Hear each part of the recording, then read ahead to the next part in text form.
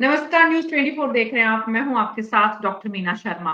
आज राजस्थान की 16वीं विधानसभा का पहला विधानसभा सत्र शुरू हुआ और उसमें राज्यपाल ने अभिभाषण दिया।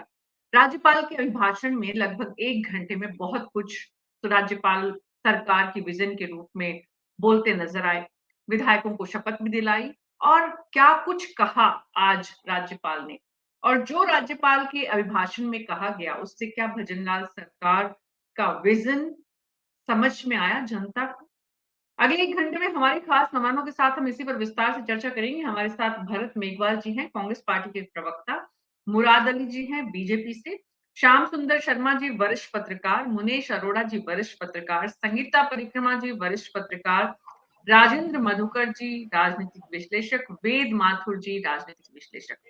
आप सभी का बहुत-बहुत स्वागत है। डॉक्टर मुनेश अरोड़ा, राज्यपाल का अभिभाषण सुनने का वक्त मिला आपको? हाँ, भाषण सुना भी और पढ़ा भी। 16 पेज का डीपीआर ने जारी किया है। जी, तो जी, डॉक्टर साहब क्या समझ में आता है, क्या संदेश इस राज्यपाल के अभिभाषण से देने में सरकार कामयाब हुई है? देखिए 2 चीज इसमें आई है साफ। एक तो उन्होंने पिछले सरकार की जो गलतियां हैं उस पर प्रहार किया है कि भ्रष्टाचार को लेकर, फाइनेंस पोजीशन को लेकर, जो नियुक्तियों को लेकर, पेपर लीक को लेकर, और अपना विजन बताया है कि हम आगे जो समय आने वाला है उसमें भारतीय जनता पार्टी की राजस्थान की सरकार, भजनलाल सरकार क्या क्या करेगी। उन्होंने जैसे एजुकेशन को लेकर कहा कि जो घोषणाएं की गई हैं कॉलेज के लिए, कॉलेज खोलने की, महाविद्यालय खोलने की, स्कूल खोलने की, उनका इंफ्रास्ट्रक्चर ही नहीं है। अंग्रेजी के स्कूल खोले गए, उनका इंफ्रास्ट्रक्चर नहीं है, उसको वापस से जांच करेंगे। पेपर लीक को जांच करेंगे, भ्रष्टाचार की जांच करेंगे, किसानों को लेकर के और जितनी भी समस्याएं जो स्वास्थ्य में चिरंजीवी योजना को इन्होंने आयुष्मान योजना का बदला हुआ रूप बताया, मगर दोनों में बहुत फर्क है। चिरंजीवी योजना और आयुष्मान योजना में बहुत फर्क है। उसमें 50 लाख तक का घोषणा हुई थी, उस बारे में कोई भी साफ बात इसमें नहीं कही गई है कि 50 लाख रुपए तक का जो अशोक गहलोत की गवर्नमेंट ने घोषणा की थी लाभ देने की चिरंजीवी के अंदर, वो क्या लाभ देंगे उसको लेकर अभी कोई सीन क्लियर नहीं है। आरजीएचएसएस को, ओपीएस को लेकर तो जैसे कल भी बात कर रहे थे, एक शब्द नहीं है ओपीएस को लेकर के इसके अंदर। पेट्रोल डीजल को लेकर कोई बात नहीं है इसके अंदर। आर्थिक स्थिति को लेकर कोई बात नहीं है इसके अंदर। जो जो चरमरा रही व्यवस्था है उसको लेकर भ्रष्टाचार रोकेंगे, ये एक कॉमन वर्ड है, कैसे रोकेंगे, ऐसा कोई विजन इस भाषण में नहीं आया है। तो ऐसे तो अगर एनालिसिस करें तो खाली एक ऐसा लगता है कि पुरानी योजनाओं का क्रिटिसिज्म और नई योजनाओं को दूसरे नाम से स्टार्ट करने की बात है, इसके अलावा और कुछ नहीं है। वेद माथुर जी, आपको क्या समझ में आया राज्यपाल के अभिभाषण से? देखिए, मैं इस तरह के अभिभाषण को बहुत गंभीरता से नहीं लेता हूँ। मेरा ये मानना है कि ये एक ट्रांजिट फेज है। इसमें जो बातें कही जा रही है उनका बहुत ज्यादा महत्व नहीं है, और आने वाले समय में मेरी दृष्टि में योजनाओं से ज्यादा महत्वपूर्ण है गवर्नेंस। तो राज्यपाल के अभिभाषण से ज्यादा ये नई सरकार की कार्यशैली पर निर्भर करेगा कि वे किस तरीके की गवर्नेंस देते हैं। जैसे शिक्षा के क्षेत्र में और स्वास्थ्य के क्षेत्र में बहुत बड़ी टैक्स पेयर की धनराशि खर्च की जा रही है, लेकिन आज मीना जी, आप या पैनल में बैठे हुए जितने भी लोग हैं, क्या इस बात की हिम्मत जुटा सकते हैं किसी सरकारी अस्पताल में जाके इलाज कराएं? क्या आप में से कोई ये हिम्मत जुटा सकता है कि सरकारी स्कूल में अपने बच्चों का या नेक्स्ट जनरेशन का एडमिशन दिलाएं? तो मुझे लगता है कि योजनाओं से ज्यादा गवर्नेंस महत्वपूर्ण है। और जो इनकी सरकार की वन टाइम पेंशन योजना, वो ओल्ड पेंशन स्कीम की बात है, तो बीजेपी का बड़ा स्पष्ट विजन है कि हमें ओल्ड पेंशन स्कीम लागू नहीं करनी है। तो उसको लेके यदि कोई भ्रम पालता है तो उसका अपना भ्रम है। बीजेपी की पॉलिसी बड़ी स्पष्ट है। वेद माथुर जी, ये काम तो बीजेपी के प्रवक्ता के लिए छोड़ दीजिए। सवाल ये है कि राज्यपाल के अभिभाषण को हम गंभीरता से लेते हैं विथ ड्यू रिस्पेक्ट या नहीं, ये राज्यपाल के अभिभाषण की गंभीरता को कम करता है। राज्यपाल का अभिभाषण जब नई सरकार आती है तो बहुत महत्वपूर्ण होता है किसी भी राज्य के लिए और उस राज्य की जनता के लिए। जब इतना पैसा इस विधानसभा में इस सत्र को आयोजित करने के लिए लगता है तो हमें जरूर उसकी अहमियत को, अगर वो कम हो रही है तो हमें उसे बढ़ाने के लिए और जो उसकी अहमियत और जिस मकसद से वो शुरू किया गया था उसे बनाने के लिए चर्चा करनी चाहिए।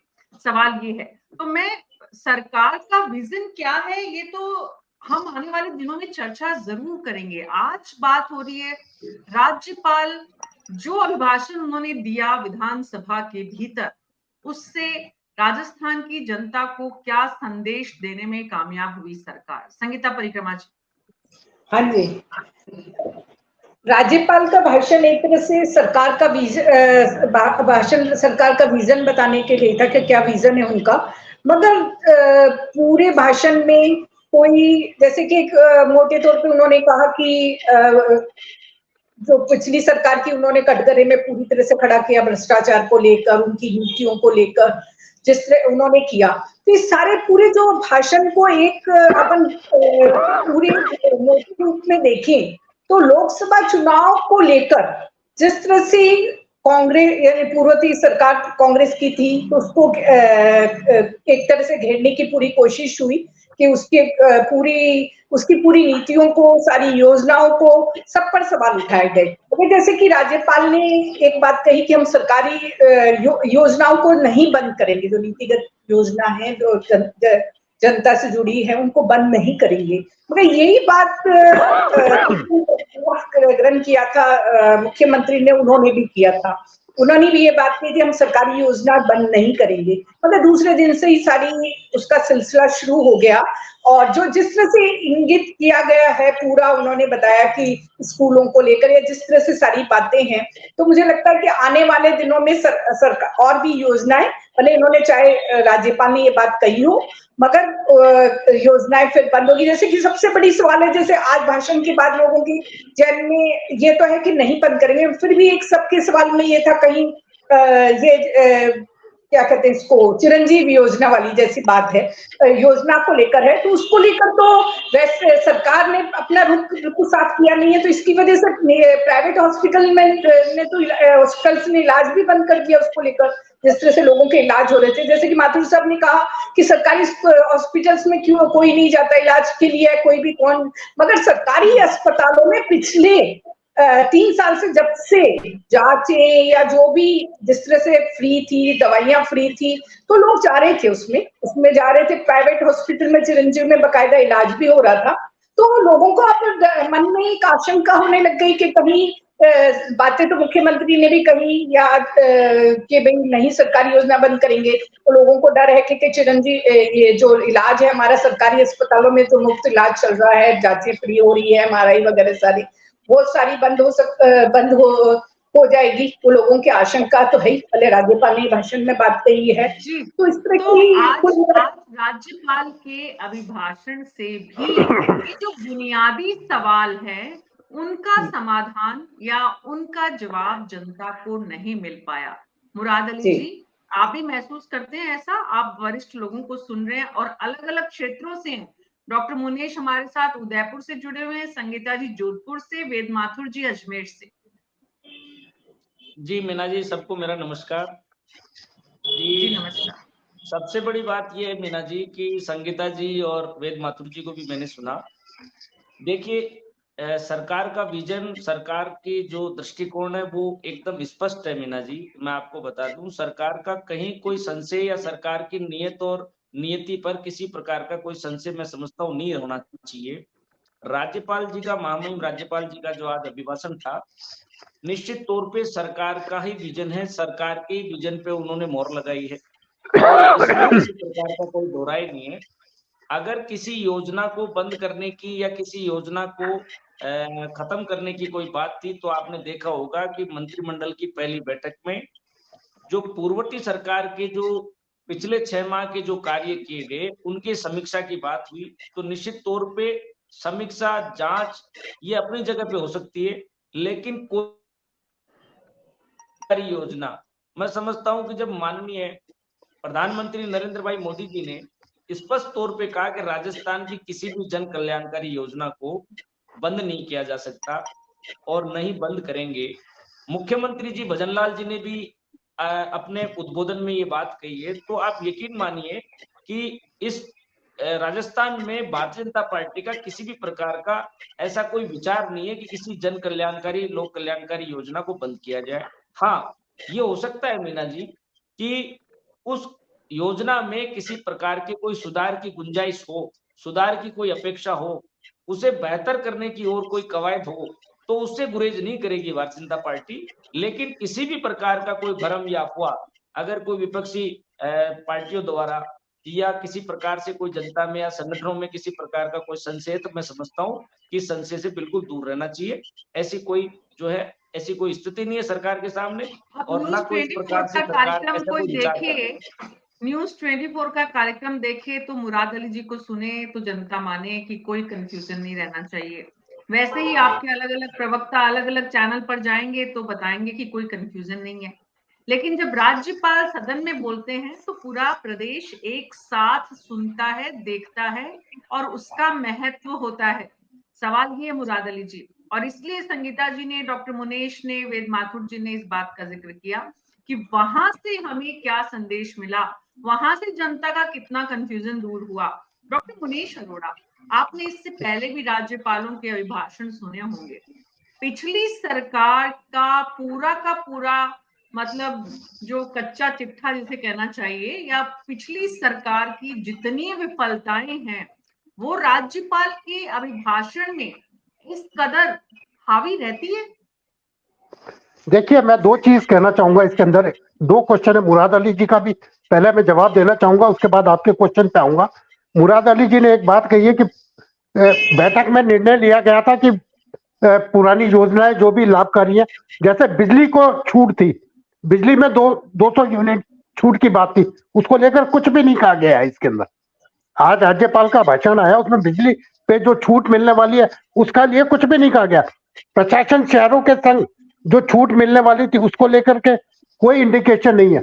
रही जहां तक राज्यपालों के अभिभाषण, जब भी सरकारें चेंज होती है तो इस तरह के प्रभाव राज्यपाल के अभिभाषण में दिखते हैं। ये सच है कि पिछली सरकार की जो कमियां होती हैं और उसको कैसे दूर किया जाए वो दिखाया जाता है, मगर उसके साथ साथ स्पष्ट तौर पर यह भी बताया जाता है कि विकास का रास्ता किधर होके जाएगा, किस तरह से जाया जाएगा। आप खाली एक उसको वेग रूप में नहीं डाल सकते कि साहब ये होगा, भ्रष्टाचार से लड़ा जाएगा, महिलाओं के लिए सबसे सुरक्षित राज्य होगा। कैसे होगा? क्या उसका तरीका होगा? क्या उसकी नीति होगी? क्या उसको परिणति के? पुलिस तंत्र आपके पास वही है, जिसको सुरक्षा देनी है वो पुलिस तंत्र वही है, पुलिस तंत्र में हालात वो के वही है। आपकी सरकार चेंज होने से जो प्रशासनिक तंत्र है, जो पुलिस का तंत्र है, वो चेंज नहीं हुआ है। उनकी मानसिकता चेंज नहीं हुई है, अफसरों की कार्य प्रणाली चेंज नहीं हुई है। आज भी लोग अफसरों के पास जाके दुखी हैं। उसको कैसे चेंज करेंगे आप? कैसे जन सुनवाई के माध्यम से लोग? मैं एक उदाहरण अपना खुद का देता हूं।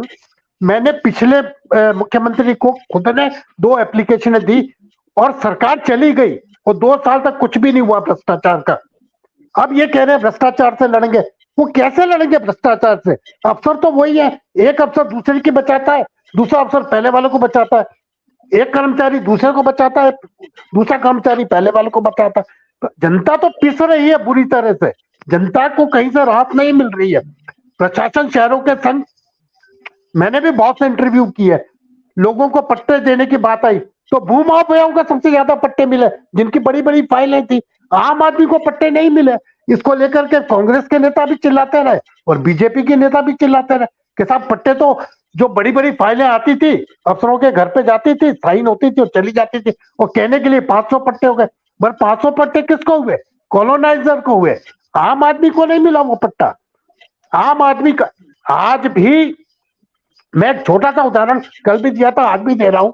मुख्यमंत्री ने घोषणा की थी कि पुराने जितने भी रिटायर्ड कर्मचारी हैं उनको हटाया जाएगा। आज 15 दिन से ज्यादा हो गए इस घोषणा को। उदयपुर की यूआईटी में आज भी 75 साल का आदमी काम कर रहा है। कौन सी गोंद है उसके पास? कैसे कर रहा है वो काम? आप भ्रष्टाचार से लड़ने की बात कर रहे हैं। जो लोग सेटिंग करने में मास्टर हैं वो हर सरकार में सेटिंग करते हैं, जनता को राहत नहीं मिलती। राज्यपाल का अभिभाषण आप कितना भी सुंदर बना लो, राजनीतिक रूप से नए इलेक्शन को देखते हुए हो सकता है, मगर जनता को राहत नहीं मिल रही। जी, सवाल यही है कि जनता के हिस्से में क्या आएगा सरकार बनने के बाद में। श्याम सुंदर शर्मा जी, राज्यपाल के अभिभाषण से क्या कुछ हासिल हुआ? क्या कुछ संदेश सरकार देने में कामयाब हुई और कहाँ असफल दिख रही है? मीना जी, राज्यपाल का अभिभाषण तो केवल सरकार की कई भी बातों को कहलवाना होता है कि वो क्या करना चाहते हैं। अब देखिएगा, आप जैसे कहा कल्याणकारी योजनाओं को बंद नहीं करेंगे, लेकिन दूसरे के नाम पर, समीक्षा के नाम पर हम सब कुछ परिवर्तन कर देंगे। मतलब बंद भी नहीं करेंगे, समीक्षा भी करेंगे। आप समीक्षा करेंगे तो आप चिरंजीवी योजना जो शुरू हो रखी थी उसको रोक लगाई थी एक तरह से। आप आयुष्मान कब लाओगे, कैसे करोगे? क्योंकि आपने कहा बजट के साथ नए तौर तरीके उसका स्वरूप चेंज करके लाएंगे, लेकिन ये तो अब आप जुलाई में ला पाओगे, अभी तो ला पाओगे नहीं, क्योंकि बजट तो अभी आएगा नहीं आपका। लोकसभा का चुनाव होगा और जब नई सरकार बनेगी केंद्र में, वो बजट लाएगी तो हम बजट लेके आएंगे। अभी तो हम लेखा अनुदान लेके आएंगे, तो ऐसी स्थिति में हम उनका क्या करेंगे? चिरंजीवी योजना का जिसने प्रीमियम दे दिया था और वो इलाज लेना चाहता है, क्योंकि आपके सरकार के भरोसे तो सबको इलाज मिल नहीं रहा, केवल बीपीएल और उनका तो भरती है सरकार। बाकी ने जिसने प्रीमियम भरा उसका क्या दोष है कि उसको लाभ नहीं मिलेगा 31 मार्च तक, या जब तक उसने प्रीमियम भरा है? तो ये कम से कम सरकारें कहीं बदले करें, वो बातें बदलना चाहिए। अब अपनी योजना जब नई लेके आओगे तो पुरानी योजना को जब तक तो लागू रखो जब तक कि आप नई योजना नहीं ला रहे हो। तो इसका मतलब मैंने प्रीमियम दिया तो मैंने क्या दोष कर दिया जिससे कि सरकार बदल गई? तो क्या मेरा प्रीमियम जो दिया गया वो नहीं है क्या लागू? तो इसका मतलब प्राइवेट कंपनी से आप बीमा की अगर योजनाओं को क्रियान्वित कराना चाहते हैं पैसा दे करके, अब क्या कमीशन होता है क्या होता है मुझे नहीं पता। अभी नई सरकार आई है, आयुष्मान योजना के तहत कैसे इलाज करा पाएगी, क्योंकि उसमें बहुत सारी शर्तें हैं, हर एक को आयुष्मान योजना का लाभ नहीं मिल सकता। अब उसमें सरकार ने जो प्रावधान किए थे, कैसे आयुष्मान योजना के तहत लाभ दिला पाओगे ये बताना पड़ेगा ना आपको। कहने से तो नहीं काम चलेगा कि आयुष्मान योजना में सबका 5 लाख तक का इलाज नहीं होगा, सबका 5 लाख तक का इलाज। आप उसमें नियमों के तहत जाएंगे मुराद जी तो आपको मालूम पड़ेगा कि उसमें क्या है, इसलिए सरकार को बताना पड़ेगा। आप देखिएगा, मैं देख रहा था कि आपने मोबाइल बांटने की योजना शुरू की थी, कहा था हम सबको देंगे 1 करोड़, ये तो बजट की 2022 की घोषणा थी, लेट लागू किए, 26 लाख लोगों तक ही पहुंच पाए, 26 लाख महिलाओं को दे पाए। अब देंगे ही नहीं, क्यों कैसे देंगे? आपने कहा था कि विशेष पैकेज बनवा लिए, रखे आपके पास, सहकारिता मंत्री अभी तक कराए बताने की स्थिति में नहीं, कितने तो पैकेट रखे, क्या स्थिति क्या है? हमने योजना बंद कर, हाँ कर सकते हो, योजना बंद करने का अधिकार जो नई सरकार आती है, लेकिन कल्याणकारी योजनाओं को लागू करेंगे। इंग्लिश मीडियम की स्कूल को खोल दिया गया, कह रहे हैं समीक्षा करेंगे फिर वापस से लागू करेंगे। समीक्षा करने के नाम पर वही करोगे आप कि भाई देखिए व्यवस्था नहीं की ना टीचर। शर्मा जी, ये प्रैक्टिकली बात समझ में आती है कि आपने अचानक से आनंद फानंद में कहा कि हम अंग्रेजी माध्यम के स्कूल खोलेंगे, लेकिन हमारे पास टीचर्स नहीं है। टीचर्स है नहीं तो अंग्रेजी माध्यम के स्कूल का मतलब क्या हुआ? तो ऐसे में अगर सरकार कहती है कि रीथॉट करेंगे, वहां तो समझ में आता है। अगर सरकार कहती है कि और भी कुछ ऐसे विषय हैं जिनको लास्ट में बस जनता को संदेश देने के लिए योजनाएं कागजों पे बनी लेकिन ग्राउंड पे एग्जीक्यूट नहीं हुई, ये बात भी समझ में आती है। लेकिन मैंने मुनेश जी से जो सवाल किया था, श्याम जी, उस सवाल का जवाब राजस्थान की जनता आपसे भी समझना चाहती है कि जो राज्यपाल का अभिभाषण, जो दरअसल सरकार की सोच समझ का एक तरह से उसको परिलक्षित करता है, लेकिन क्या राज्यपाल के अभिभाषण में पिछली सरकार को कोसने का काम जिस तरह से किया जाना चाहिए? मीना जी, क्योंकि तो राज्यपाल इसी सरकार के हैं, इसी दल से आते हैं, लेकिन हम तो क्या है कि कांग्रेस की सरकार ने तो इन्हीं राज्यपाल से वो कहलवाया जो कि पूर्ववर्ती सरकार जो कि जिस दल के होने के बाद भी कहला, क्योंकि राज्यपाल की मजबूरी होती है, कैबिनेट जो तैयार करके देती है उसको पढ़ा जाता है। अब देखिएगा, आरोप प्रत्यारोप लगाने का काम विधानसभा में, इसका जब बहस होगी, दोनों पक्ष तीनों पक्ष जहाँ सारे पक्ष वहां बोलेंगे, तो आपको नजारा समझ में आएगा कि राज्यपाल के अभिभाषण का उपयोग किस मायने में किया गया है। सत्ता पक्ष अपना मायना बताएगी, प्रतिपक्ष अपना मायना बताएगा किस तरह की स्थिति है, तो मालूम पड़ेगा। लेकिन देखिए कि कर्जा बढ़ा है, निश्चित तौर पर बढ़ा है। आपने देखा कर्जे का, और एक जो व्यक्ति पैदा होता है उसके ऊपर 70,000 का कर्जा पैदा होने वाले बच्चे के ऊपर है ना। अब देखिए हमने क्या किया, हमने अपने कल्याण के लिए कर्जे का उपयोग कहाँ किया, कि सरकार को वापस लाने, रिपीट करने के लिए जो करना चाहिए था किया। आप ये वाली सरकार क्या कर्जा लेगी या नहीं लेगी? अब देखिए अभी इन्होंने कहा कि देखिएगा हमने महंगी बिजली खरीदी, कोयला धोना और बहुत सारी चीजों में घोटाला बताया, सीबीआई की जांच के लिए ओपन कर दिया। अब किसी भी सीबीआई जांच करनी होगी तो वो कर सकते हैं। जल जीवन मिशन का घोटाला, अब घोटाला कैसे होता है, सारी चीजें मेरे को तो कल किसी ने बताया कि भाई उसमें तो केंद्रीय एजेंसी ही तय करती है। केवल ये है कि वहां तो मॉनिटरिंग करने का आधार नीचे तक होता है। तो देखिएगा आपको बताना पड़ेगा जल जीवन मिशन में कितने का घोटाला कैसे हुआ, कुछ फर्जी कागजात के आधार पर, लेकिन केंद्रीय एजेंसी तय करती है उसको कि इसको देना है, इसको नहीं देना है। ये इस तरह की बहुत सारी चीजें ऐसी है जो कि है, बहुत सारे घोटाला बड़ा दिखता है लेकिन होता नहीं। तो अब मैं कह सकता हूँ कि घोटाला कह रहे हो, होना चाहिए, जांच का टाइम फ्रेम तय किया जाना चाहिए कि हम लोकसभा चुनाव के बाद 6 महीने में इसकी जांच भी करा करके दोषियों को दंडित कर देंगे। ये आप टाइम फ्रेम अगर तय करके करोगे तो कुछ कर पाओगे। केवल बदनाम करने के लिए, क्योंकि लोकसभा का चुनाव में हमको इसका फायदा मिल जाए, अगर ऐसा कुछ करोगे तो फिर आप देखिए आने वाली सरकार, आप भी, आपकी गलतियां भी होगी, आप भी, ऐसा नहीं है कि बहुत सारे राम राज दे दोगे, ऐसा तो संभव ही नहीं है। क्योंकि हमेशा देखा, जब ये कह रहे थे कि बहुत सारे वो हो रहे हैं, बहुत सारी घटनाएं ऐसी हो रही है, मुराद जी घटनाएं तो रुकी नहीं, आपने देखा होगा। आप तुरंत गति से कार्रवाई जैसे वो करते थे आप भी कर बताओगे कि हम किस प्रकार से करें।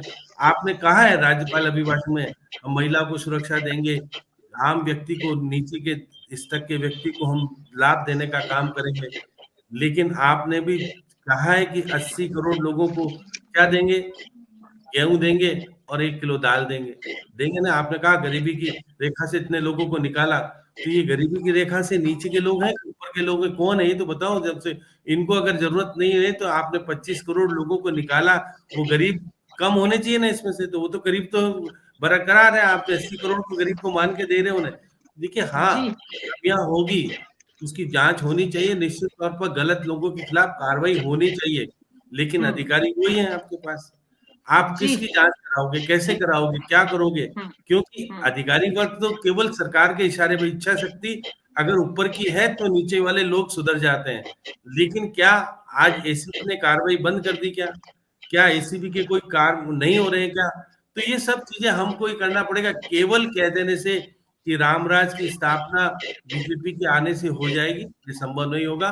लेकिन हाँ, सतर्कता बढ़ेगी, कई चीजों में परिवर्तन आएगा, तो कुछ संभव है। निश्चित रूप से सोच, जैसी आपकी सोच होती है वैसा ही आपका एक्शन भी होता है, अगर एक्शन करने की नियत। और ये बात वेद माथुर जी ने कही थी, इसका सवाल ये है कि गवर्नेंस कैसी होगी, ये सरकार गवर्नेंस कैसी देती है, लेकिन गवर्नेंस जो देगी वो किन किन मुद्दों पे, किस आधार पर देगी, इसके लिए जरूरी है कि राज्यपाल के अभिभाषण को गौर से देखा जाए। भरत मेघवाल जी, कांग्रेस पार्टी और विपक्ष इस राज्यपाल के अभिभाषण में क्या कुछ देखता है?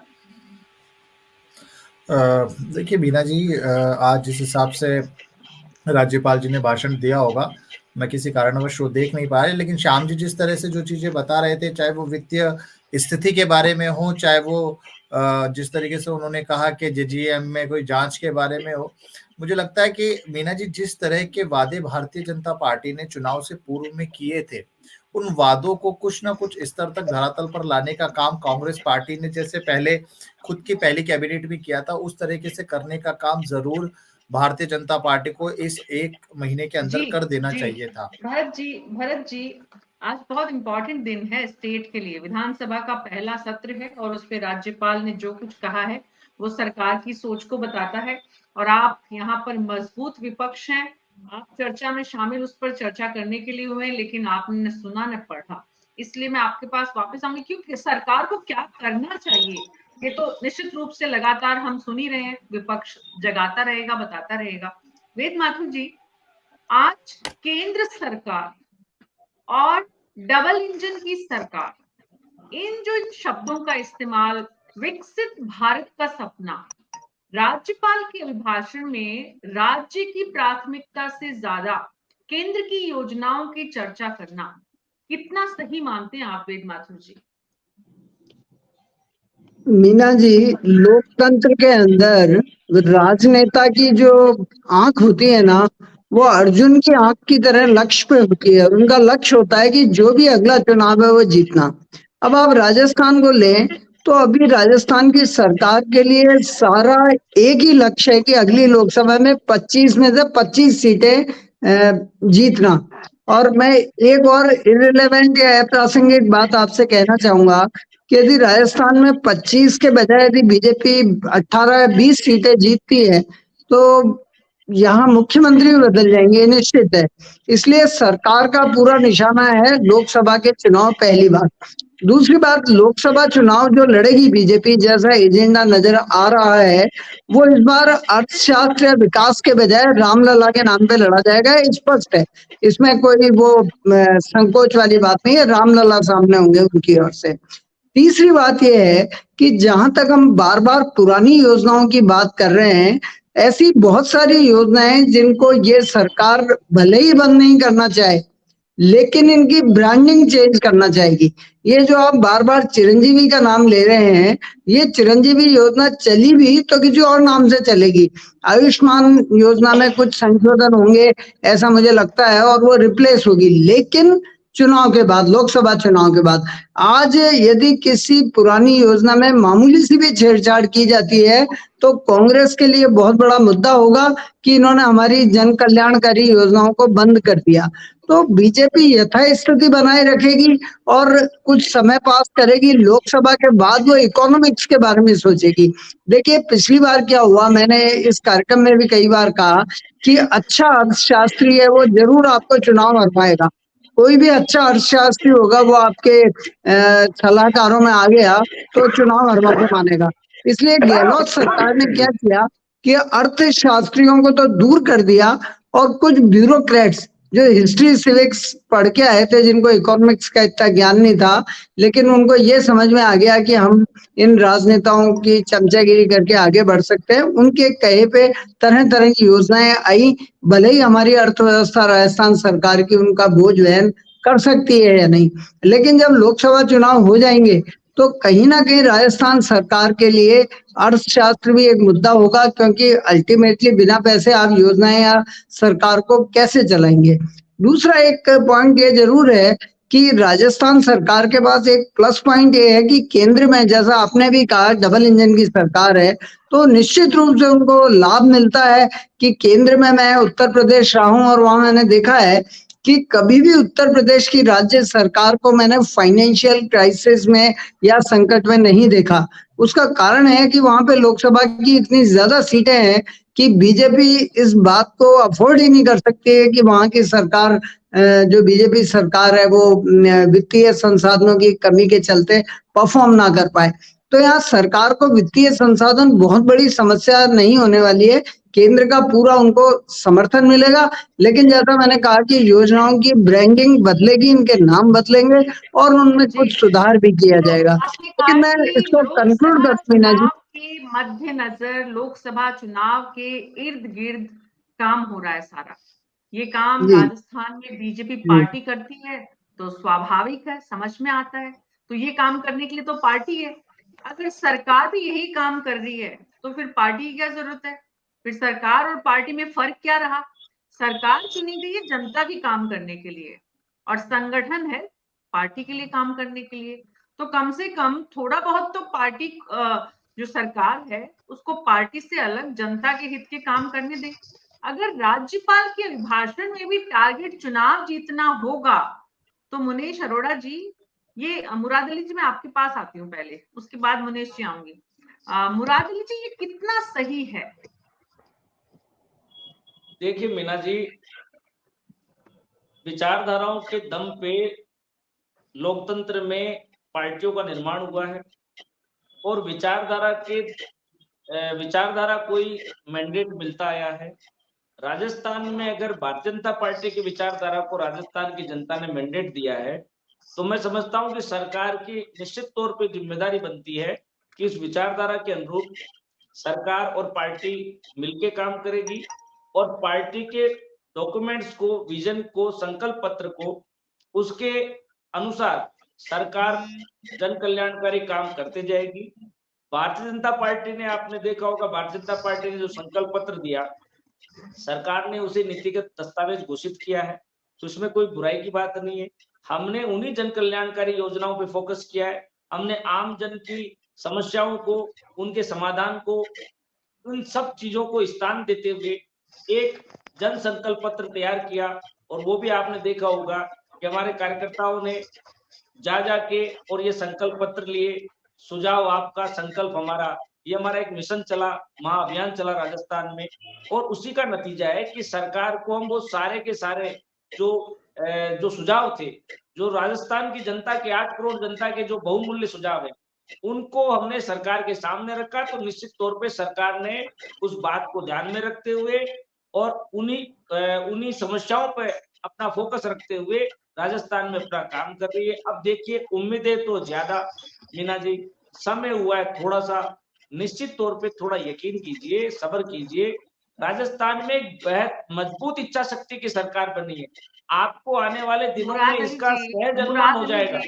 मुराद अली जी, हमें तो इतना सब्र है कि हम आज राज्यपाल के अभिभाषण के अलावा कोई चर्चा ही नहीं कर रहे। हमने तो भरत मेघवाल जी को भी इसलिए बीच में रोक दिया कि भाई वो आज राज्यपाल का अभिभाषण सुन के नहीं आए, इसलिए आपको दोबारा मौका दिया। तो मेरा सवाल तो आपसे ये था कि राज्यपाल के अभिभाषण में भी सरकार विधानसभा में भी लोकसभा की तैयारी करती नजर आए अगर वरिष्ठ राजनीतिक विश्लेषकों को, यानी कि आम आवाम की आवाज, ये लोग भी हैं, एक तरफ जनप्रतिनिधि होते हैं लेकिन लोगों के बीच में बैठते हैं वरिष्ठ लोग समाज के। तो जब समाज को ये समझ में आ रहा है कि सरकार का लक्ष्य लोकसभा चुनाव जीतना है, जनता के काम करना नहीं है, तो ये जो संदेश गया, ये कितना उचित मानते हैं आप मुराद अली जी? सवाल ये था मेरा। पहले तो मीना जी, संदेश ये गया ही नहीं है।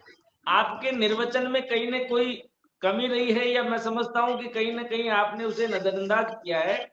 निर्वचन का देखिए, मैं आपको बताऊं कि इस प्रकार का कोई संदेश नहीं है। भारतीय जनता पार्टी को 37 मिनट हुए, 32 मिनट कार्यक्रम को शुरू हुए हैं, तो मैं आपको लिंक भेजूंगी, 32 मिनट का कार्यक्रम सुनिएगा। यहाँ पर जो 4 लोग बैठे हैं अलग अलग संभागों से, उन्होंने क्या बोला मैंने तो वो पूछा है आपसे, मैंने थोड़ी बोला है कुछ, मेरा कुछ उसमें सोच थोड़ी है। नहीं, मैं आपके उस पे विद्वता पे कोई प्रश्न चिन्ह नहीं लगा रहा मीना जी। मैं सिर्फ इतना सा निवेदन कर रहा हूं कि राजस्थान के परिप्रेक्ष्य में अगर राजनीतिक पार्टियां चुनाव के लिए काम नहीं करेगी, तो मैं समझता हूँ कि ये तो बड़ी अलग सी बात हो जाएगी। भारतीय जनता पार्टी तो ये काम करेगी, लेकिन सरकार, यही तो हम कह रहे हैं मुराद अली जी कि भारतीय जनता पार्टी तो करे अपने लिए काम, पर भारतीय जनता पार्टी की जो सरकार चुनी गई है, जिनको आपने मुख्यमंत्री और कैबिनेट मंत्री बनाया है, जिनको आपने सचिवालय में कुर्सियां दी हैं, अफसर दिए हैं, जिनको गाड़ी घोड़े बंगले मिले हैं, वो उन सब का उपयोग करते हुए भी भारतीय जनता पार्टी के मिशन 25 को पूरा करते ही नजर आएंगे। तो फिर मुराद अली जी, राज्य विधानसभा के चुनाव, उनके परिणाम, उनमें सरकार बनने का क्या मतलब रह जाएगा? मेरा सवाल भी यही है। ऐसा नहीं है मीना जी, ये बात जरूर कह सकते हैं कि जितने भी लोग आपको सरकार में नजर आ रहे हैं, चाहे वो मंत्री है चाहे मुख्यमंत्री है, वो बहुत मजबूत और बहुत सक्रिय कार्यकर्ता रहे भारतीय जनता पार्टी के। तो निश्चित तौर पे इसका फायदा राजस्थान की जनता को मिलेगा। उनका जो काम करने का तरीका है, रात रात जाग कर जो काम करने का तरीका है, वो राजस्थान की जनता के लिए होगा, इसमें कोई दो राय नहीं। बहुत अच्छे कार्यकर्ताओं को मौका दिया है भारतीय जनता पार्टी ने। अब ये सरकार जो काम कर रही है, ये सरकार निश्चित तौर पे आम जन की भलाई के लिए समर्पित सरकार है, गरीबों को समर्पित सरकार है, इसमें कोई दो राय नहीं। भारतीय जनता पार्टी का अगर विजन, भारतीय जनता पार्टी का संकल्प पत्र अगर बनाया, तो वो आम गरीब को देख के बनाया गया है। ऐसा नहीं है कि भारतीय जनता पार्टी ने जो विजन दिया, संकल्प पत्र दिया, सरकार उससे परे जाके काम नहीं करेगी। सरकार को लोक कल्याणकारी कार्य जो संकल्प पत्र में छूट गए उसमें भी काम करेगी, निश्चित तौर पे करेगी, इसमें कोई दो राय नहीं है। जी, तो सवाल ये है श्याम सुंदर शर्मा जी कि भारतीय जनता पार्टी और भारतीय जनता पार्टी के सक्रिय कार्यकर्ता जो मिनिस्टर बन गए और भारतीय जनता पार्टी के राज्यपाल इस वक्त राज्य में है। आपने सही कहा, राज्यपाल की जिम्मेदारी होती है जो भाषण उन्हें लिख के दिया जाता है उसे पढ़ना, यानी सरकार का प्रतिबिंब होते हैं वो। लेकिन श्याम जी, प्रधानमंत्री का जिक्र होना, विकसित भारत का जिक्र होना, केंद्र की योजनाओं का जिक्र होना, मुख्यमंत्री का कहीं दूर दूर तक नाम नहीं आना कि मुख्यमंत्री क्या सोचते हैं, उनकी सरकार क्या सोचती है। आपने ध्यान दिया श्याम जी? अब आप तो यहाँ तो प्रधानमंत्री है तो मुमकिन है, बाकी तो कोई है ही नहीं। अगर मोदी है तो मुमकिन है, मुराद अली जी बाकी को लिए तो मुमकिन कहने बात। देखिएगा इन्होंने देखिएगा जिस प्रकार से इंदिरा रसोई का नाम बदल के अन्नपूर्णा कर दिया, उसमें 400 जगह 600 ग्राम कर दिया। ये तो अच्छा किया, कोई बात नहीं, करना चाहिए। तो आपने परिवर्तित किया कि मजदूर 400 ग्राम में पेट उसको 600 ग्राम देने की बात तो देना चाहिए, ठीक है, अच्छी बात है। लेकिन आप देखिए फिर वही वाली बात आ रही है कि आज तो थे ही नहीं हाउस में, वसुंधरा राजे थी नहीं। अभी कल कैबिनेट की बैठक हुई थी, मुख्यमंत्री जी सीनियर होते हैं, चाहे बड़ी उम्र में कम हो तो उससे कोई दिक्कत नहीं होनी चाहिए, लेकिन 9 मंत्रियों का लेट आना कैबिनेट में, अभी क्या मुराद से इस तरह की अगर अनुशासन रहेगा तो पार्टी में किस प्रकार का क्या संदेश जाएगा ये आप भी देख लीजिएगा। इसलिए निश्चित रूप से मुख्यमंत्री को कुछ कठोर निर्णय करने पड़ेंगे, क्योंकि मुख्यमंत्री हैं वो उम्र के हिसाब से नहीं है, उनका पद बड़ा है, इसलिए लेट आने वालों के खिलाफ क्या कार्रवाई होनी चाहिए करनी चाहिए, दिखानी चाहिए कि नहीं ऐसा नहीं चलेगा। तो आप देखिएगा मुख्यमंत्री जी अभी क्योंकि नए हैं, उनको अभी तौर तरीके सीखने पड़ेंगे। जो 3 बार मुख्यमंत्री बन चुका वो तो ज्यादा जानता है किस प्रकार की स्थितियां करनी चाहिए। तो देखिए जिस प्रकार की बातें हुई है, राजीव गांधी मित्र आपने 5000 हटाई दिए सबसे पहले तो। आप कांग्रेस की सबसे बड़ी चिंता है कि जो उनके कार्यकर्ता लगे थे उनको आपने हटाया, और 50,000 जो महात्मा गांधी मित्र लेने वाले थे उस पर रोक लगा दी आपने। ये तो देखिए राज्यपाल के अभिभाषण से पहले हो गया सब कुछ, योजना बदलोगे नहीं, रोजना के खत्म ही कर दी। जो इंटर्नशिप कर रहे थे राजीव गांधी के नाम पर जो कांग्रेस के लोगों ने भर्ती किए थे, किए होंगे निश्चित रूप से, उसमें कांग्रेस के लोग थे, बहुत सारे कहते थे कि काम तो करते ही नहीं थे, वो कह रहे थे हम ठीक है, वो कोई भी जब पॉलिटिकल पार्टी पावर में आती है तो अपने लोगों को मोबिलाइज करती है, अपने लोगों से काम कराती है, अपने लोगों को रोजगार देती है, वो बात समझ में आती है। लेकिन सवाल ये है कि सरकार और संगठन में कोई एक लकीर खींचने की क्या जरूरत है या नहीं है? डॉक्टर मुनेश अरोड़ा,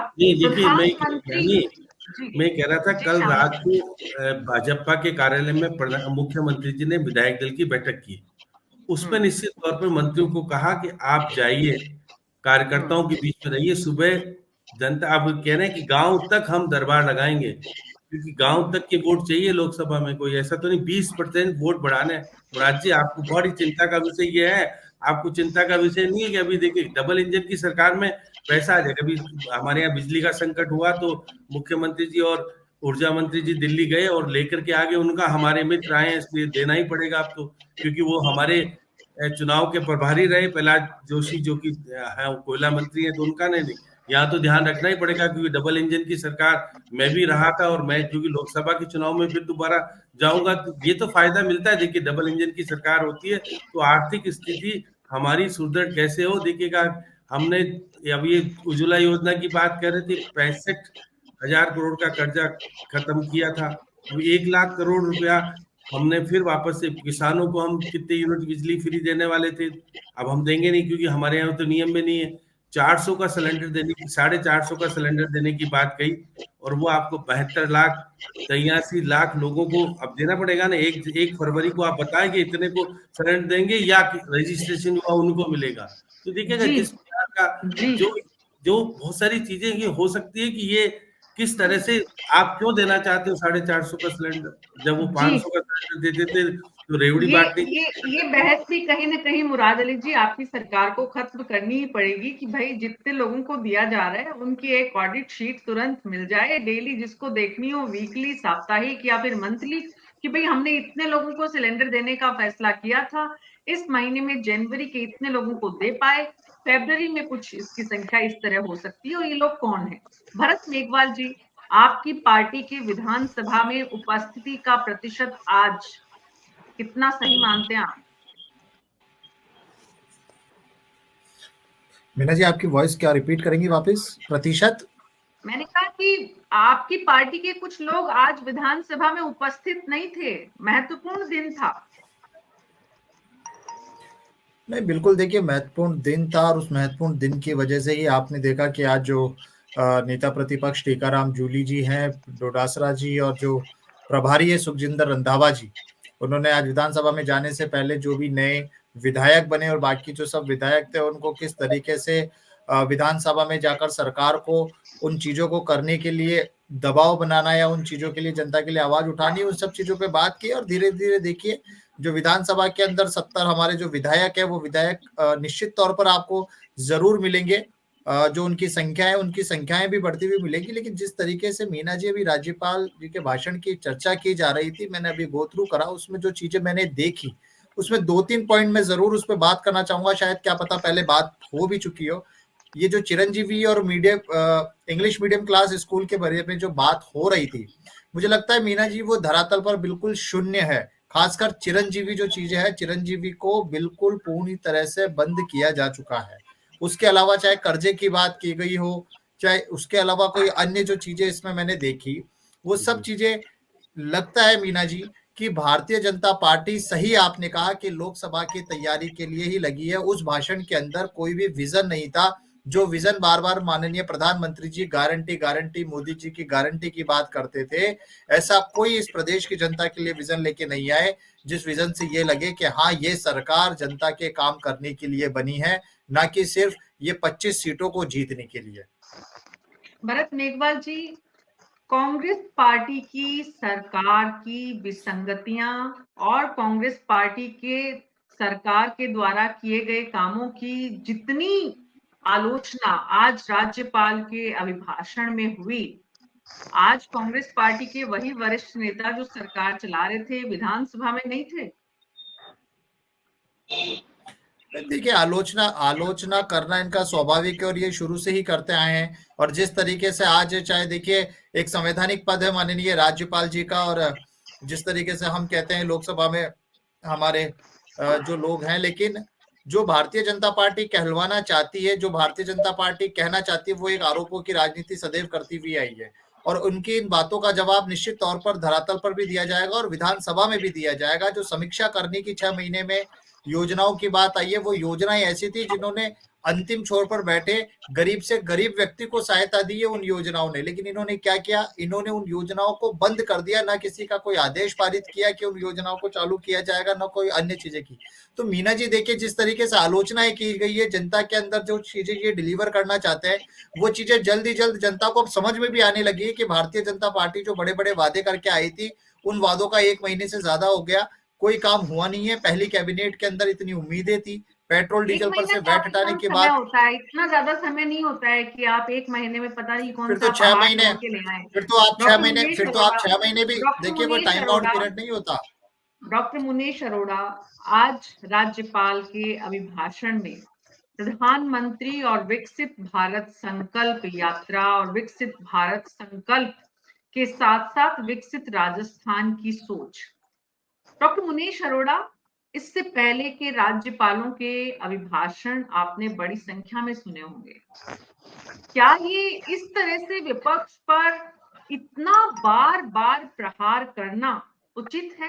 पहली बात। और दूसरा, क्या प्रधानमंत्री का इस राज्यपाल के संबोधन में मुख्यमंत्री का नहीं होना उचित है?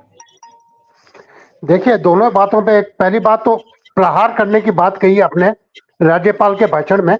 प्रहार होते रहे, ऐसी बात नहीं कि पहली बार हुए हैं, प्रहार बहुत पहले भी हुए हैं, हर बार हुए जब भी सरकारें चेंज हुई है, तो उसमें कोई बुराई नहीं है। मगर Meena ji, Bharatiya Janata party double engine की सरकार आज जो लाभ ले सकती थी 25 सीटों के लिए राज्यपाल के अभिभाषण के थ्रू, वो लेने में विफल हो गई है, वो फेल हो गई है पूरी तरह से। क्योंकि आपने प्रहार तो किया, वो अच्छी बात है, कमियां दिखाई, बहुत अच्छी बात है। वेद माथुर जी ने फाइनेंस की बात उठाई थी अजमेर से, यूपी की बात की उन्होंने के वहां लोकसभा के लोग हैं। राजस्थान की स्थिति भी बहुत खराब नहीं है, बाड़मेर रिफाइनरी से 13,000 करोड़ रुपया आने वाला है। क्या कांग्रेस की सरकार को जो रेशियो में पैसा मिलना चाहिए था, जिसको लेके अशोक गहलोत बार बार आरोप लगाते रहे कि मैं योजनाओं के लिए पैसा ले आऊंगा, कहां से लाते? वो जो रेशियो बनता था, उस प्रॉपर रेशियो का अगर पैसा राजस्थान को मिल जाता तो वो जो ये योजनाएं हैं वो सारी पूरी हो जाती। अशोक गहलोत पूरी तरह से कॉन्फिडेंट थे कि जो योजनाएं बना रहे हैं उसके लिए फाइनेंस की व्यवस्था वो कर लेंगे। एक तरफ बाड़मेर की रिफाइनरी और एक तरफ केंद्र सरकार से जो रेशियो का मिलने का रेशियो था वो उसको लेकर के। रही बात आम जनता को जो लाभ मिलना चाहिए था, चिरंजीवी में 50 लाख का, क्या आयुष्मान 50 लाख करेगा? इस बात का जिक्र है क्या? जितने स्कूल खोले गए थे वो चालू रहेंगे, इस बात का जिक्र है क्या? जितने कॉलेज खोले गए थे तहसील स्तर पे वो चालू रहेंगे क्या? जितने मेडिकल की सुविधाएं, जितने प्राइवेट कॉलेजों का, प्राइवेट मेडिकल कॉलेज जो हॉस्पिटल से उनके द्वारा दी जा रही थी वो चालू रहेंगी क्या? उसको लेकर कोई इंडिकेशन नहीं है। किसानों को लेकर, किसानों का कर्ज माफी को लेकर। डॉक्टर मोनीश, ऐसा नहीं लगता कि ये हम उम्मीद ज्यादा कर रहे हैं? अगर कुछ 50 कॉलेज हैं वो खुल गए हैं, उनको बंद सरकार स्वाभाविक रूप से नहीं करेगी। जो बंद किया जाना है उसको लेकर अगर उसमें मेंशन किया जा रहा है, जैसा कि नंदी जो प्रोजेक्ट है गौ रक्षा को लेकर, उसको लेकर कहा गया है कि वो धरातल पर एग्जीक्यूट नहीं हुआ, इसलिए उस पर पुनर्विचार होगा। महात्मा गांधी पर पुनर्विचार होगा। अन्नपूर्णा का नाम बदल दिया गया है, रेश उसकी क्वांटिटी बढ़ा दी गई है। तो जहां बदलाव सरकार करना चाहती है उनमें स्पष्टता दे दी। बंद किन किन को किया जाएगा ये मेरे ख्याल से कहने की जरूरत नहीं होनी चाहिए, और कोई भी व्यवस्था बदली हो तब हम बंद क्या करने जा रहे हैं इसका राज्यपाल के भाषण में जिक्र नहीं होगा। इसलिए यहाँ तो समझ में आता है कि सरकार संदेश ये दे रही है कि हम इतना बदलाव कर रहे हैं, बाकी चीजें तो एज इट इज चलेगी, क्योंकि एक वाक्य में ये बात समझ में आ गई कि लोक कल्याणकारी योजनाएं सारी एज इट इज जारी रहेंगी। जिनमें बदलाव करना है उनका स्पेसिफिक मेंशन कर दिया। तो ऐसे में संदेश देने में या जनता का लाभ लेने में कामयाब क्यों नहीं है? इसका कोई और कारण डॉक्टर मुनेश, ये कारण नहीं हो सकता कि क्या बंद करेंगे और इसका स्पेसिफिक डिटेल्स दी जाए? मीना जी, मैंने पर्सनली देखा है, महात्मा गांधी जो स्कूल इंग्लिश मीडियम खोले गए थे उसके लिए नियुक्तियां हो रही थी, अपॉइंटमेंट के लिए वैकेंसी निकाल दी गई थी। आप लेकिन आपने देखा होगा ना डॉक्टर मुनीश अरोड़ा, 100 में से 12 नंबर आने वाला कैंडिडेट एलिजिबल हो रहा था इंग्लिश मीडियम के लिए। 100 में से 12 नंबर लेने वाला इंग्लिश मीडियम के लिए एलिजिबल टीचर होता तो वो कैसे पढ़ाता? तो इसलिए ये बात, इंग्लिश मीडियम के टीचर्स आप अपॉइंट करिए नए सिरे से तो समझ में आते हैं। जो मौजूदा सिस्टम में जो लोग थे, और टीचर्स का हाल हम जानते हैं हमारे देश में, ये बहुत ही अनफॉर्चुनेट है, लेकिन ये फैक्ट भी है कि टीचर वो बनता है जिसको कोई प्रोफेशन दूसरे में जगह नहीं मिलती, या टीचर वो महिलाएं बनती हैं जिनको जल्दी घर जाने की होती है कि किसी तरह से बीच में भी 2 राउंड घर के लेकर आ जाएं। बहुत सारी टीचर्स हमने देखी है, प्रिंसिपल्स हमने देखे हैं, जाके साइन करते हैं फिर घर आ जाते हैं, फिर वापस जाते हैं फिर घर आ जाते हैं, वहां रहकर भी घर के काम करते हैं। तो टीचर्स की जगह टीचर अपॉइंटेड है, टीचर्स की जगह सेकंड टीचर अपॉइंट कर देता है। टीचर अपने गांव चला जाता है, उसकी जगह सब्स्टिट्यूट टीचर आती है कि आप इंग्लिश मीडियम के लिए टीचर्स अपॉइंट करिए, और हमारे प्रदेश में इतने टीचर्स जरूर मिल जाएंगे कि Mahatma Gandhi English medium schools को अच्छे से चलाया जा सके। इतनी अच्छी संख्या इस प्रदेश में बहुत है, बशर्ते कि आपकी विल पावर हो अपॉइंटमेंट देने की। वेद माथुर जी मैम, मैंने शुरू में एक बात कही कि मैं राज्यपाल के भाषण को गंभीरता से नहीं लेता।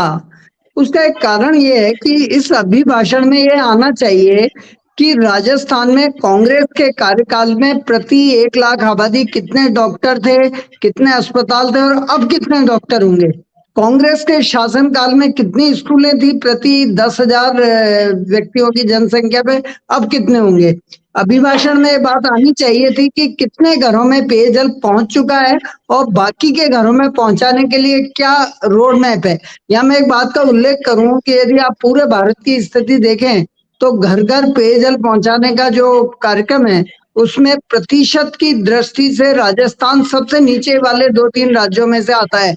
मुझे ऐसा याद पड़ता है कि 50% घर ही राजस्थान में ऐसे हैं जहां पर पेयजल घर में पहुंचता है।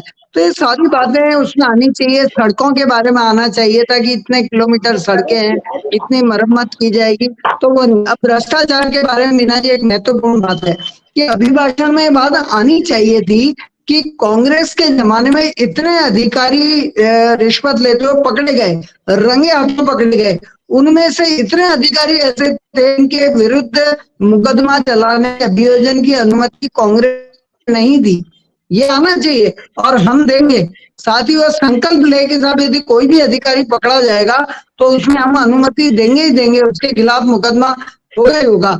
तो ये सारी चीजें, बहुत सारे मुद्दे हैं। गांव में छुपी हुई बेरोजगारी की बात है कि जहां जीडीपी में एग्रीकल्चर का कंट्रीब्यूशन 15% है मात्र है, लेकिन 70% लोग उस पे निर्भर है एग्रीकल्चर पे। तो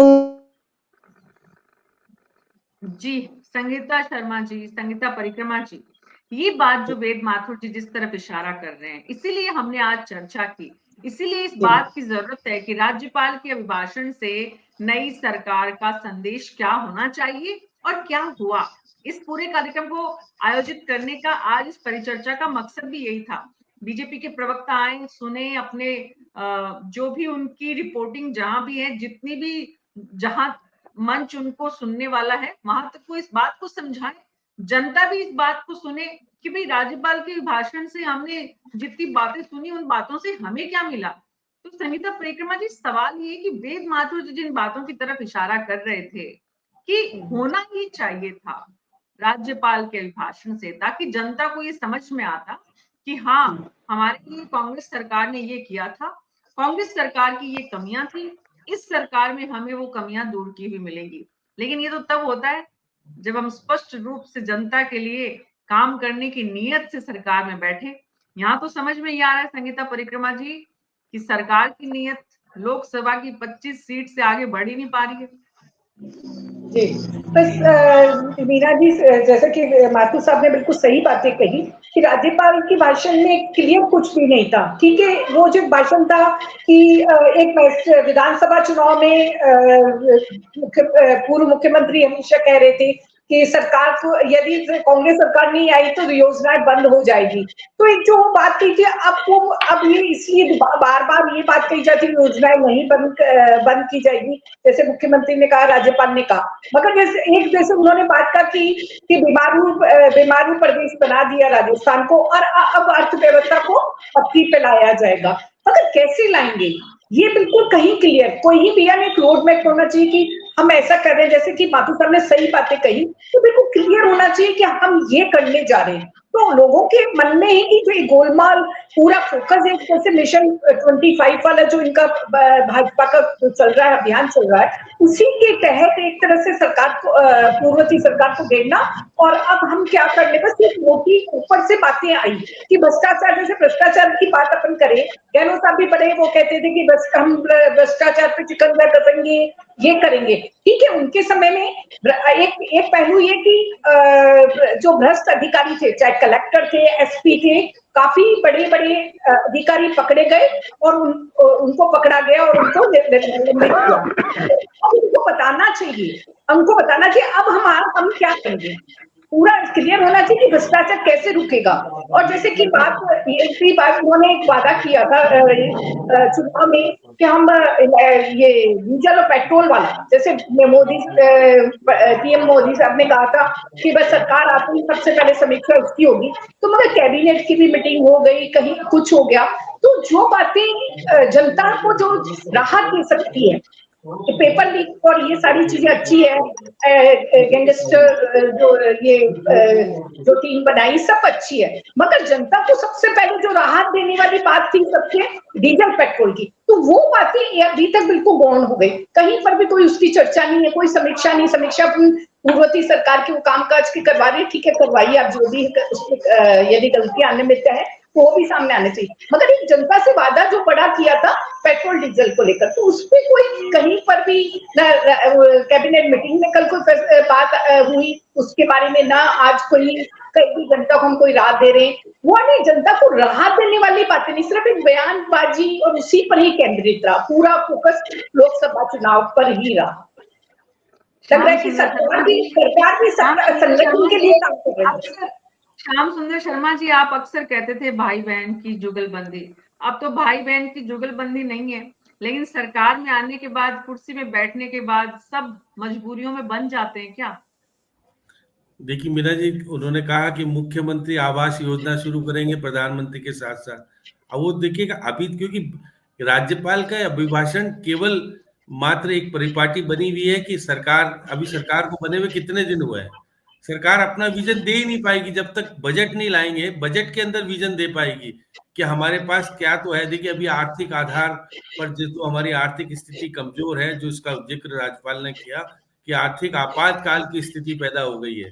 क्यों हो गई है कि अशोक गहलोत ने अपनी सरकार को लाने के लिए निश्चित नियम विरुद्ध कई चीजें की जिसको नहीं करना चाहिए था, वो किया। अब आप देखिए, आप वो कह रहे थे कि आप गेहूं पर जो आप MRP पे जैसे MSP के ऊपर बोनस देंगे, उसकी घोषणा कर दी है ना, इसमें की है ना बोनस देंगे, या हम उसके बाद कह रहे हैं कि 3-4 चीजें तो इन्होंने कहा कि हम करेंगे, क्योंकि उसका सीधा इफेक्ट लोकसभा चुनाव पे जाता है। लोकसभा चुनाव जीतने के लिए जो कुछ करना चाहिए था वही राज्यपाल के अभिभाषण में कहा गया है। बाकी उससे बाद की बातें तो हम जब करेंगे जब हम डबल इंजन की सरकार केंद्र में लेके आ जाएंगे।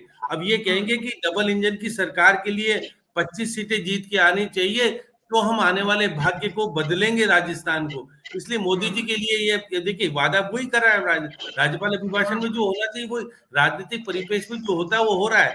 इसका कोई अर्थ नहीं होता, केवल देखिए चर्चा होगी, पक्ष कितनी विपक्ष अफसोसजनक बात है, कितनी अफसोसजनक बात है श्याम सुंदर शर्मा जी, कि राज्य का प्रथम नागरिक अगर राज्य की विधानसभा में 5 साल बाद नई सरकार के आने के बाद जब संबोधित करता है, तो उसे हम वरिष्ठ लोग यहाँ बैठकर इस मुद्दे पर आ चुके हैं, इस नतीजे पर आ चुके हैं, ये कहना पड़ रहा है कि इसका कोई अर्थ नहीं है, और सभी मोटे-मोटी सभी ने इस बात को स्वीकार किया है। इसका मतलब ये है कि सरकार ने इस विषय पर काम ही नहीं किया। इसका मतलब ये है कि पार्टी ने चुनावों के दौरान लगातार विपक्ष में रहकर सरकार पर हमले तो किए, लेकिन सरकार में आने के बाद प्राथमिकताओं से उन्हें क्या काम करना है, ये एक तरह से योजनाबद्ध तरीके से काम किया ही नहीं। इसलिए तो आज सबको कहीं ना कहीं इस बात को स्वीकार करना पड़ रहा है एक सुर में कि राज्यपाल के अभिभाषण से संदेश देने में मुख्यमंत्री और उनकी सरकार का विजन बहुत स्पष्ट नहीं हुआ। एक बात और मैं करना चाह रही थी, लेकिन समय की कमी है। अपना भाषण खत्म किया उन्होंने ये कहते हुए कि चाणक्य को याद करते हुए कि राजा का मकसद होता है कि वो प्रजा को खुश रखे, प्रजा के लिए सोचे।